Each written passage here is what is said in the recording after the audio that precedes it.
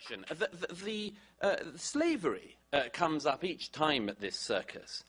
And each time, the countries that were first to abolish slavery get attacked by the countries which are currently practicing slavery. Slavery was abolished in the British Isles in 1772 and across the Empire in 1833. And at that time, it was fiercely opposed, the abolition of slavery, by Arab and West African traders who were doing a great deal in it. Britain, though, like America, finds itself the target of people who would pin it on them even now. But, of course, it's also an inversion of language. If the language that's used at Durban can be used, then words stop meaning anything. It's exactly as Daniel Patrick Moynihan said. There's no use, eventually, for an important and necessary word to use like racism if it's being used in the kind of context it gets used at the UN. We have to call this what it is. This is nothing to do with racism. It's nothing to do with anti-racism.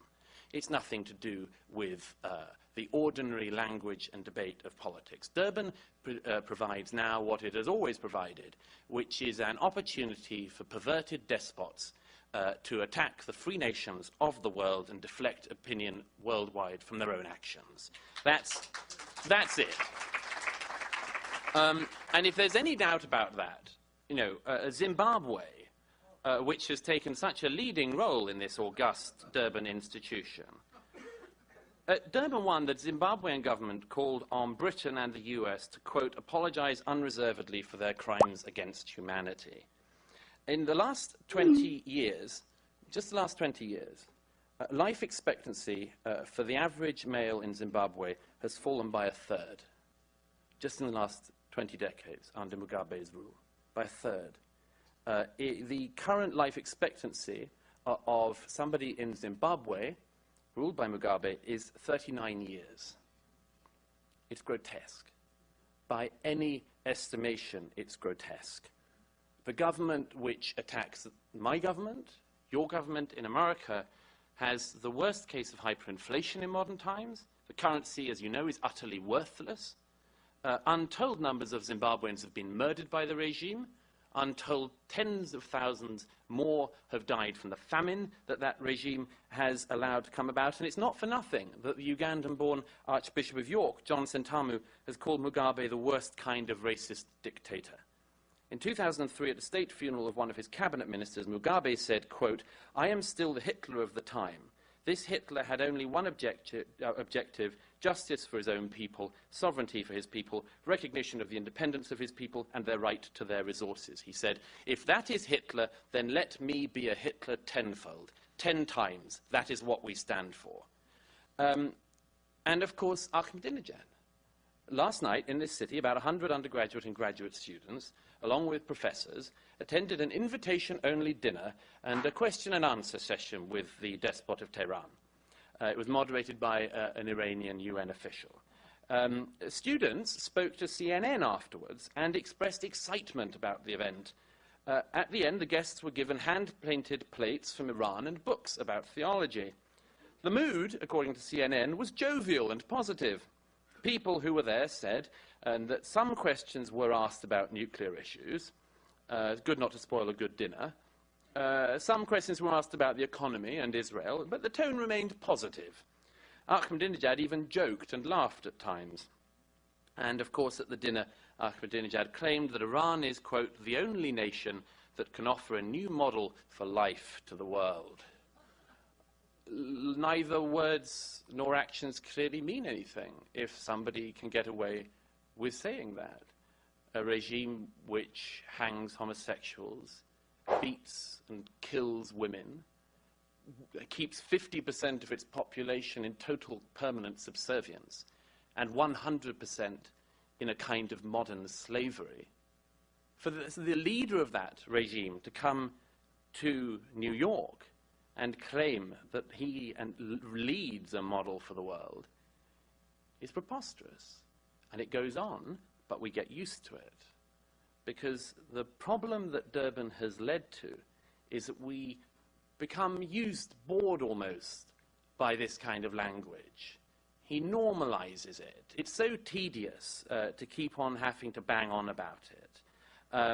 But, you know, This Durban thing is supported by human rights violator after human rights violator. And that's all they have in common, the supporters of Durban. All they have in common is an interest in perverting real human rights and leading their own people into slavery. Now, it's not surprising that this anti-Israeli and indeed entirely anti-Western initiative should go in for diversionary tactics. The Libyan representative in Geneva said the intention behind the 10th anniversary event was to include drawing attention to the alleged escalation of Islamophobia. The Libyan representative cited the Danish cartoons and Reverend Pastor threatening to burn the Quran in Florida. You can bet at the end of their august deliberations that it will be on exactly that matter that these luminaries have spent most of their time. If somebody says that 6 million Jews weren't killed or says they want to kill another 6 million Jews, it's a detail.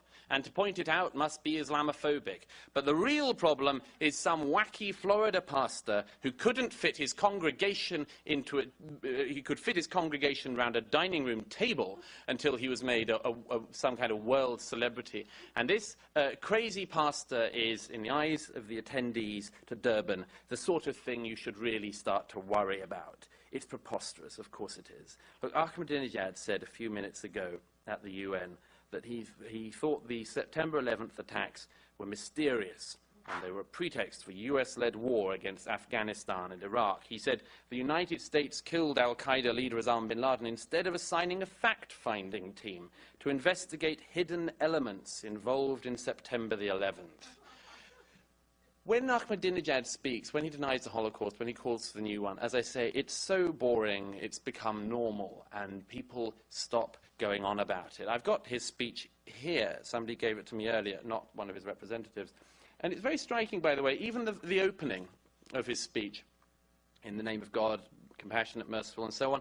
And it includes, "Oh God, hasten the arrival of Imam al-Mahdi and grant him good health," and so on. The usual throat clearing.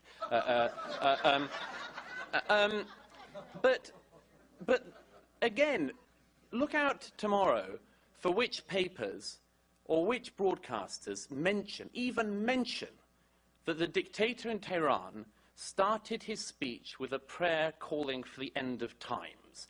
Because I'd bet that if George W. Bush had started a speech at the UN with a call for Armageddon, or a prayer for Armageddon, the Guardian newspaper would take an interest. It might even make the front page of the New York Times. But if an Islamist fascist like Ahmadinejad does it, so boring, hardly worth news in brief, don't you know? The Durban process is a joke.